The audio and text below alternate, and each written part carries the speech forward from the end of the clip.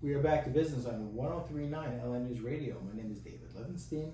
If you are a business owner, professional, please contact me at my show at jvcbroadcasting.com. You know what to do.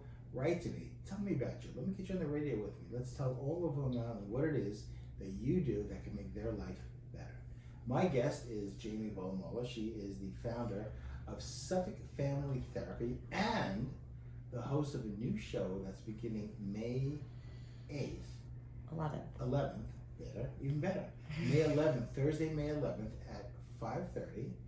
And the name of the show is called Bridging the Gap. Now, what are your credentials?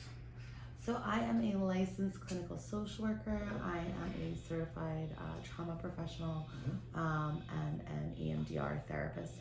EMDR is eye movement desensitization and reprocessing. Eye movement desensitization and reprocessing. And reprocessing. Now, what is that? So EMDR is the leading treatment for trauma and PTSD. It's also super effective for anxiety disorders and depression. Is it just a way for people to relax so they could engage in therapy? Like, what is it? So the difference between, for me, with EMDR and regular therapy is if you do a lot of cognitive behavioral therapy, right, it's all about your thoughts. Right. And I've been in therapy since I was 8. I've been in therapy most of my life. And the difference for me in experiencing EMDR as a client is that it bridges the gap between what you know logically and how you feel in your body. So it's solving that disconnect between, I know that this thought is irrational, but it still causes me anxiety and I'm having those physical feelings. EMDR is one of the only treatments that's going to remove the trauma from your body so that when you... So you can focus on the thought that may be an unreasonable, unrealistic thought. Yeah, and not feel Give me an example. What would a thought be that someone might have that is something that is more inventive, but it's causing them physical trauma, like physical anxiety. Pain. So it could literally be anything. So like, Stress. I'll give you an example. So I had horrible postpartum when I had my second son. Right. And when my husband just made this comment to me, he was like, did you empty the diaper, Jeannie? And I was like, no. But my brain went to like, well, now he's mad at me because I didn't empty the diaper, Jeannie, and I'm not a good enough mom, and I'm not doing enough, and blah, blah, blah. And like, it was just a comment about, did you empty the diaper, Jeannie? You know, it wasn't a big deal. Oh, that's interesting. So, yeah, a lot of people go through that. Did you do this? Did you take out the garbage? Oh, now what? Now I'm neglecting you. Now what? Yeah. Right, yeah. It's because those automatic thoughts are like, for me, my automatic thoughts have always been like, I'm not good enough or I'm responsible for everyone. So why do people do that? Have these automatic Because thoughts. that's not uncommon. Yeah, it's for what I have learned with most of my clients, it's patterns from our childhood. It's, you know, I could just bring up my childhood because I want to discuss my clients. Yeah, but like my father and me were in a canoe when I was 8 and we got stuck. And my dad got very, very nervous that the canoe was going to tip over because it was me and my littler sister who was 6. Yeah. And he just started yelling at me like, Jeannie, you have to get the wedge it under there. And he was just so, because he didn't want us to fall in the lake. So Right. he was so upset. But like, I internalized like, oh my God, I'm responsible for making sure that everything is okay and I'm not doing a good enough job. And it's just little things like that are compounded. And It's my dad was a amazing. Great dad. He really was. Yes, He did so much stuff with us, but he also had, you know, a difficult childhood with parents who did the best they could but didn't have enough. But what you described, what your dad did, is not anything unlike I did as a parent. Yeah. Like you yell at your kids and you really don't even realize what you're doing to them as a child. And sometimes that behavior, now I'm feeling really badly. Because that behavior doesn't change. I mean, I am who I am, and if my kids are in a situation, as opposed to me generously helping them out of it, I may yell at them, get out of the situation, right? And what am I doing to my children? So what I would tell you, because the point is not to feel bad, right? I have a very good relationship with both of my parents. They were certainly not perfect parents. Me and my mom, up until probably my mid-20s, probably she would say I hated her. and I didn't hate her. I loved her. We just had a very difficult relationship. And even me and my dad at some points had a very difficult relationship. But I think for me, therapy and doing that deeper work and looking into my childhood didn't just help me see how they had an impact on me and the traumas that I had just from, everyday life. But it also helped me understand, like, they were doing the best with what they had, right? So my mom was a single mom. She was raised by alcoholics. She has her own significant trauma history. She had me very young. But doesn't everybody have those? I can't say everybody, but many people have those Challenges. skeletons in their closet. Oh yeah. I came from a divorced family. Oh my Jesus. It's your phone. Oh, that's right. Just so, Jamie. Yes. We're live. I know, darling. Okay, I know. Anyway, so don't everybody have these skeletons? Okay, no worries. Doesn't everybody have the skeletons in their closet? They can always go back and use that as their excuse. Oh, I do this because I was from a divorced family, or my mother was an alcoholic. The reason I have a good relationship with my parent isn't because they blame it on that. I can have conversations with my parents, and I have as an adult, and say this hurt me or that hurt me, or I felt like this growing up, and they will genuinely come to me and be like, hey, that really wasn't my intention. This is the way I saw things, and I was doing the best I could at the time. And they'll make the changes now. Is it ever too late? No, I really don't think so. Honestly, if you ever talk to my mother, she would literally say, like, I hated her. And I was a rough kid. But we have a really genuinely good relationship now. Even me and my dad have a genuinely good relationship But now. has anybody changed, or Yes. do people just come to a point of understanding? No, I think for me, it was a lot of, because I'm such a people pleaser, right? Because my mother's a people pleaser too. It came with me setting better boundaries. Right. When I learned to say to my parents, when you do X, Y, Z, this upsets me, then they could make the changes, and they did, to not do the things that were triggering for me. And if they didn't, I probably, as a therapist who's very big on boundaries, and I think boundaries are such an essential part of self-care, I probably wouldn't have a relationship with them. But because they make the active effort to make those changes when I talk to them about what's upsetting to me or what hurts me or how they can improve, they do it because they love me.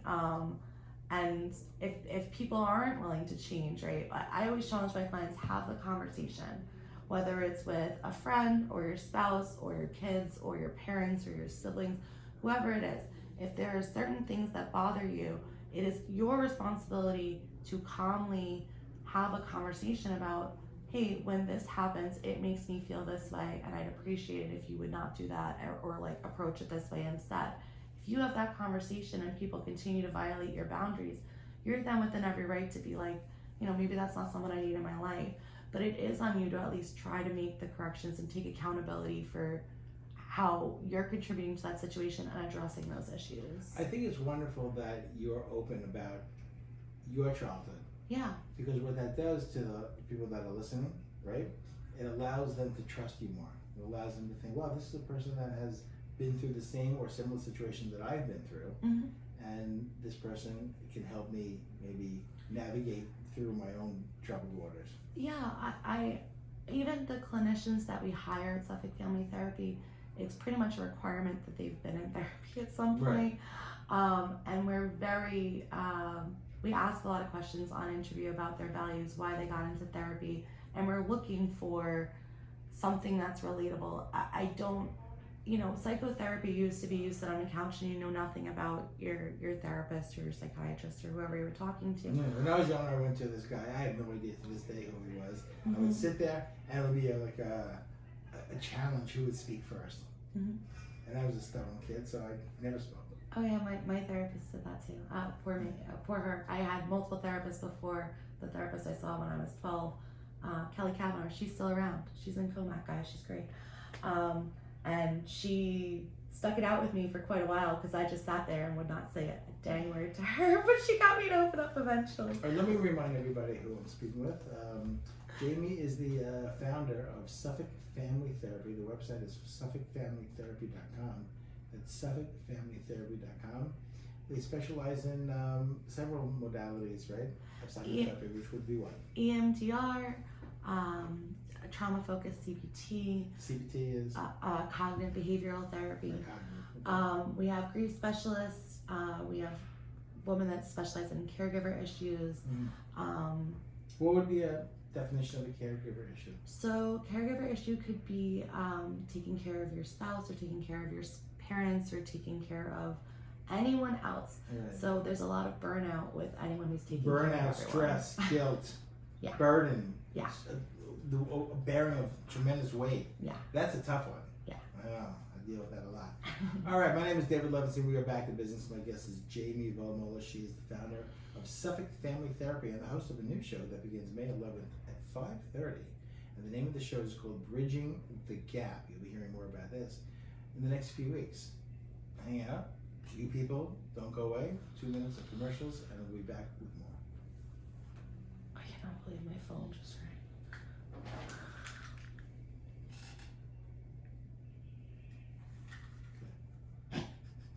Sorry. It's fine. It's live radio. Things happen. No, it's good. Don't beat yourself up about it. I was like, should I go? Are you gonna be, oh my god, I'm the worst. I'll never be a radio star. Is that what you're thinking to yourself right now? No, Alright, good. You're over I'm that? fine. I was like, alright, it's fine. The phone rang. That's That's bad. okay, but it's live radio. It happens. It's like, You'd be surprised at how often that those happen. Yeah. I literally said to myself before I came into, like, make sure to turn your phone on silent, and I forgot. It happens. Don't worry about it. It happens to me. Sometimes I forget. Yeah. No, this is kind of how I think when I do my first couple of shows, I'm gonna invite some of my people with lower numbers in, like, that we need to fill, and basically just do this. Like, why'd you get into therapy? Yeah. This gets people to trust you because you're opening up to them.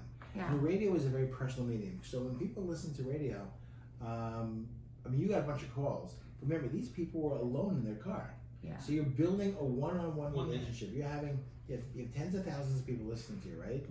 And they're all alone. So you're having a personal conversation with somebody, Yeah. you know? And there's nothing wrong with saying if these are things that you can relate to Yeah. and you like some guidance, visit our website. You know, we got a stand that's fantastic. And there's nothing wrong with you know, you don't want to sound salesy, but you want to be accessible. 30 seconds. Very important for people to know that you're here for them, not for you. Yeah. For you, it would be just, hey, I'm on the radio, hey, the show. But you're here for them. You know, so tell the people who are financial planning, you're not here for you. You're here for the listeners. You make that clear. 10 seconds. They call because they know you give a shit.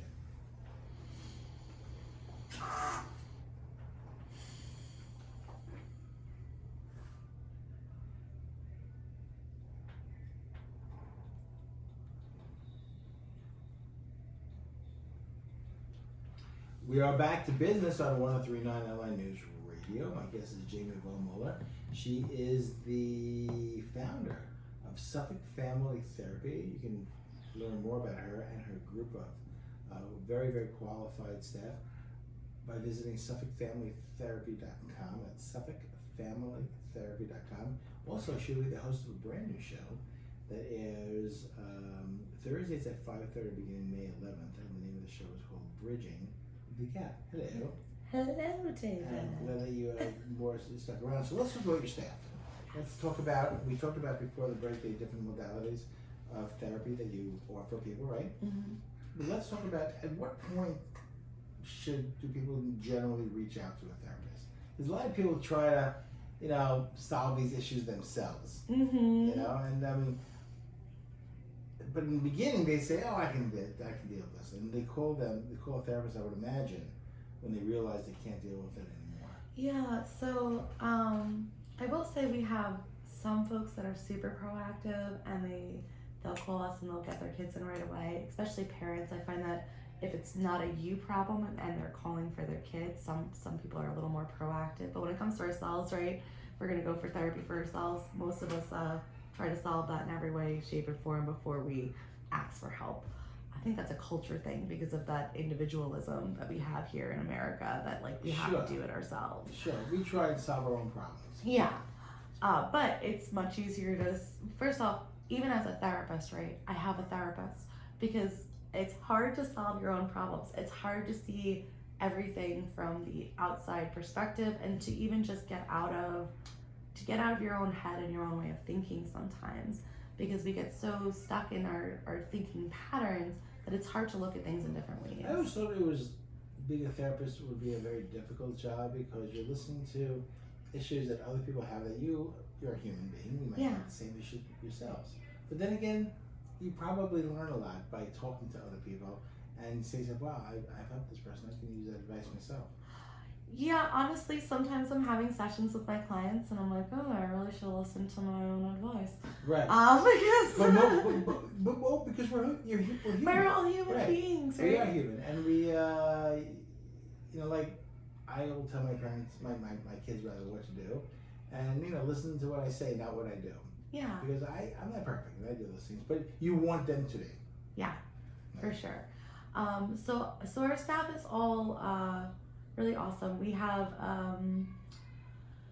few staff members right now with some openings. We have George Morrison. He's an LCSW, which is a licensed clinical social worker. Mm-hmm. He specializes in LGBT issues. Right. He's done extensive work with HIV and AIDS and chronic illness. I mean, the LGBT issues, which maybe 5 years ago no one ever really thought about as much. Yeah.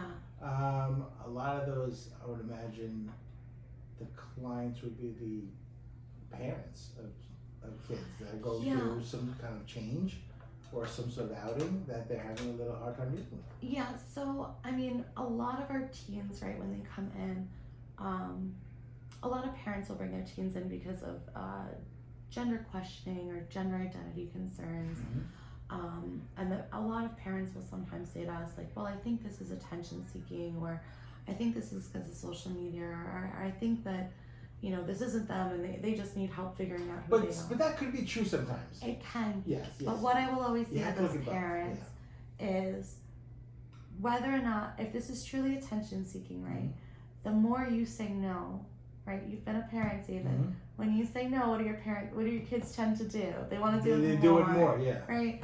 So if it is attention seeking, like, being up in arms about it and going against it, it's going to make it worse. It's going to make it worse. Right. And if it's not attention seeking, which is the worst case scenario for a lot of reasons, but mainly because you now look like you don't love your kid regardless. Right. So what I'll say to parents is, like, you need to,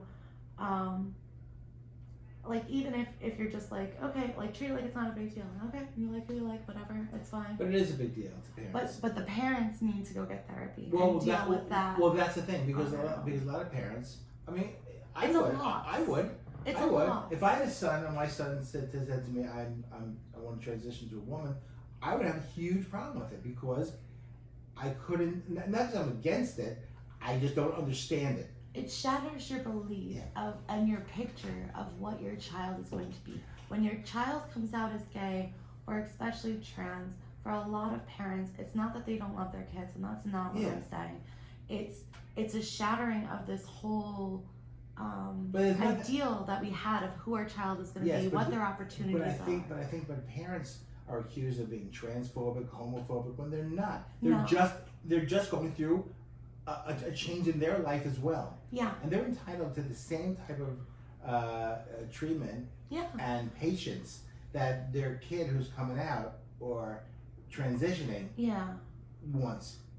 So we have to go through a journey of understanding, just like they do. Exactly. But sometimes, and I know parents that are going through this, they're being accused, oh, you're a homophobe. Oh, my mom and dad are homophobes, my mom and dad are racist, my mom and dad are transphobic, all that stuff. And I said, whoa. They're not.